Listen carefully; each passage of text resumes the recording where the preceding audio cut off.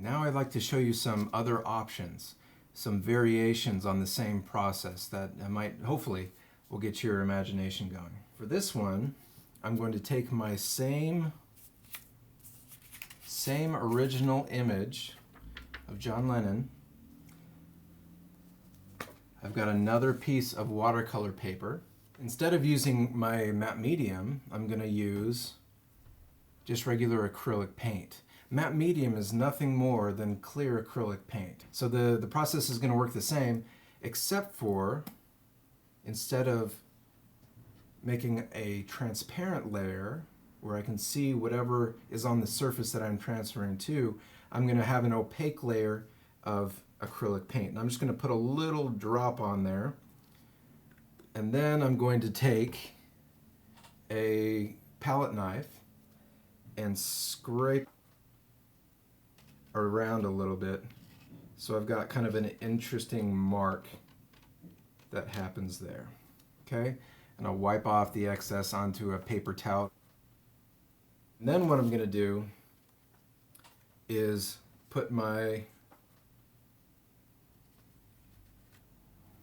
image down into that wet paint. Do the same thing, starting in the center and push out towards the edges to make sure I've got an even coverage of the paint. Then I'm going to let that dry. Now I'm ready to rub.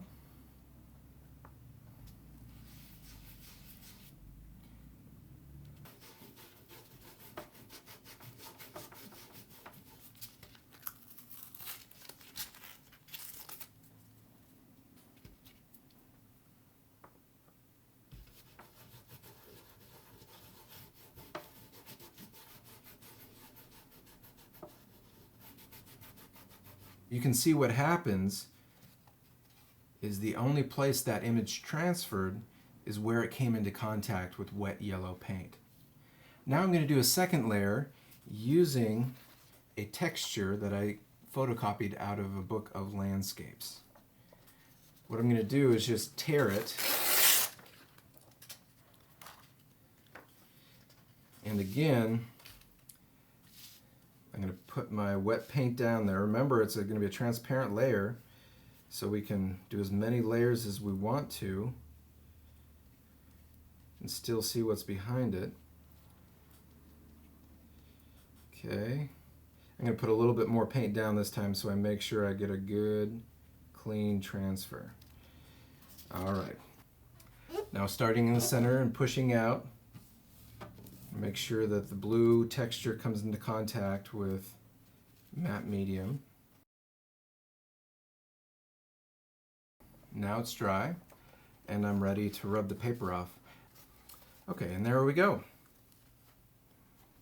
You'll remember I had that blue texture from the book of landscape photography.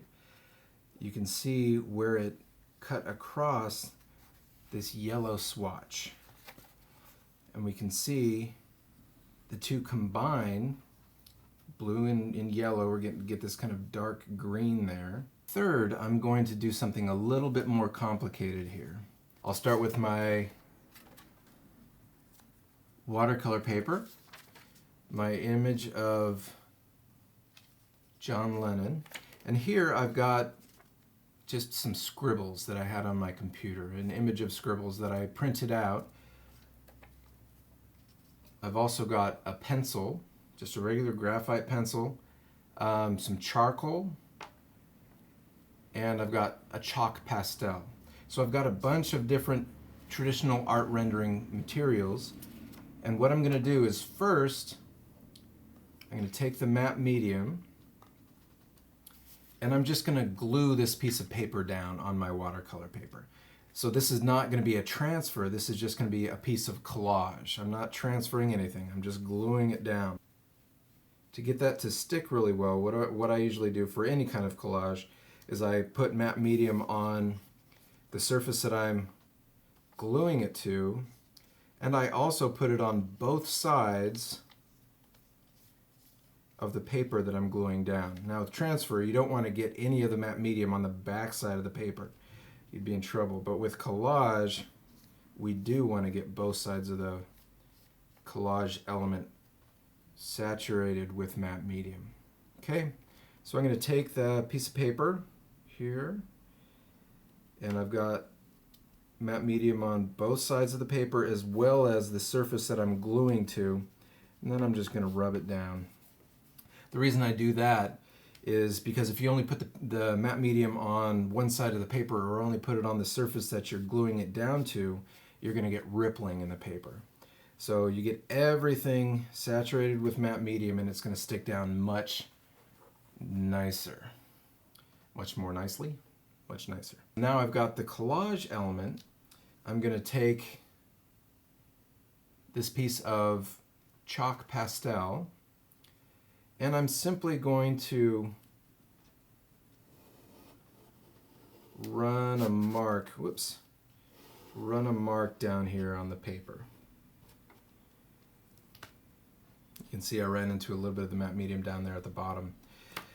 I'm going to run just a simple swish of red down there. And maybe let's do a little scribble off to the side there, just to see what the difference between that broad open mark and a harsher or more a darker mark would look like. Then I'm going to take this pencil and I'm just going to draw, I'm just going to draw some circles here along this line. I'm just doodling. I'm not really paying too much attention to what I'm doing. And then finally, just so we can see what it looks like, I'm just going to do a little scribble of charcoal. Again, I've got a collaged element.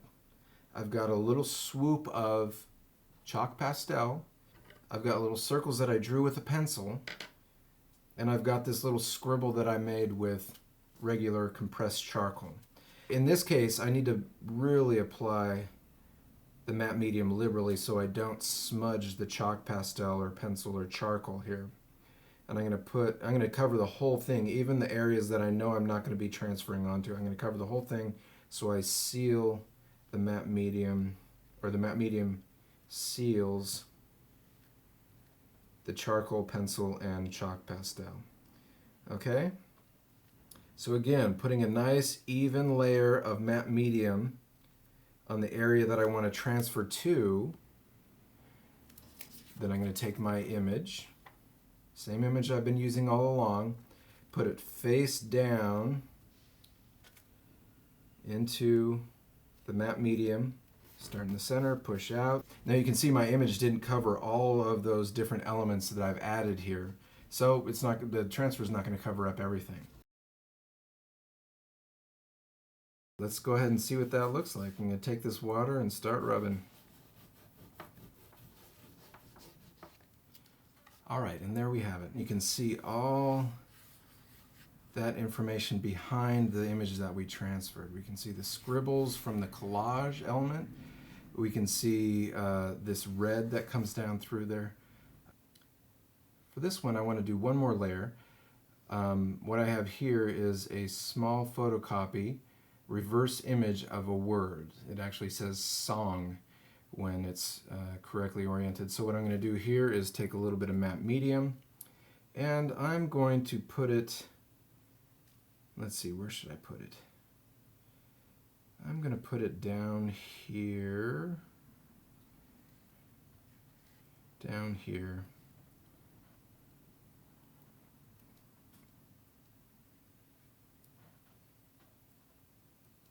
Okay, so I'm doing a transfer on top of my transfer. Because I'm using matte medium, I can do multiple layers and see all the previous layers underneath. All right, let's take a look and see how that looks. I used a hair dryer actually to speed the drying time up a little bit. And there we go. You can see in this case, the image that I transferred was a white word. And because white on an image, on a photocopy, is the white of the paper, I didn't transfer anything. So I can see everything on that collage element behind it. And all this black, that was what came from my transfer. Here are my 3 finished products. In this one, remember, it was just a straightforward transfer, just a black and white image of John Lennon with some writing on it. In the second one, instead of using matte medium, I used yellow acrylic paint. So instead of seeing white behind my image, the white of the paper, I see yellow. And then I did a second layer where I transferred this blue photo texture on top, so I can actually see that yellow shape come up behind that layer of transparent blue pigment. In the third one, it was a little bit more complicated. We used chalk pastel, we used little pencil circles, we used a little scribble of charcoal.